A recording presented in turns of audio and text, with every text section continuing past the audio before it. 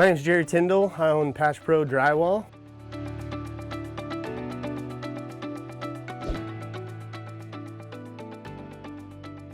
A lot of the conditions are directly related to roof leaks. We get a lot of roof leaks that cause moisture in the walls and ceilings. We get plumbing leaks behind the walls, can cause a lot of moisture, and sometimes you don't even see the damage, but there's moisture there creating mold. We'll have a customer say, hey, where's this mold coming from? Can you fix it? And we found that there's moisture coming from a source behind the wall. Others are leaking windows, siding issues. We've actually seen humidity and moisture from people cooking and not having the proper exhaust fans in their home or in their bathrooms where they shower. Teenagers shower for hours. They don't get the moisture out, and it's getting into things behind the walls and causing trouble. So we can find it all over. A big source of moisture that we're finding right now is HVAC systems are now moving to the attics in our region. And so you have condensating pumps that are clogging, causing moisture in an attic or leaking water that never used to really happen before because those were parked in a garage, and now they're in attics causing leaks coming down from the ceiling that look like roof leaks, but a whole new kind of realm of leaks is coming from HVAC systems.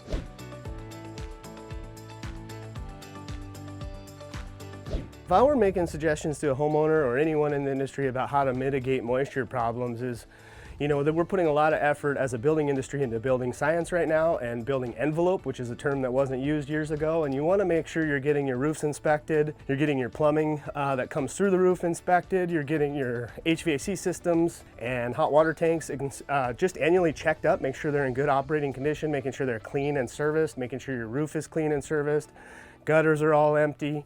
Those are all ways you can really maintain your home and not be surprised and have to have a major moisture issue.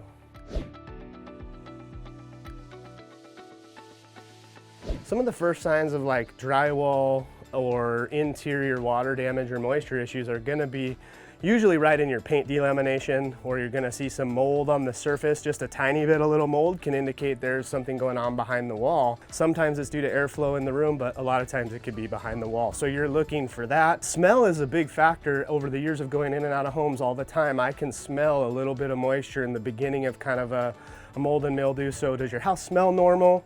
Are you seeing any signs on your paint? Even if it's little tiny bits of bubbling, you want to get it looked at. Just doing an attic inspection maybe once a year, or a crawl space inspection, make sure there's no leaks underneath the home that might be coming from the top and moving through the walls and those kind of things. But first signs are going to be on the face of your drywall and paint.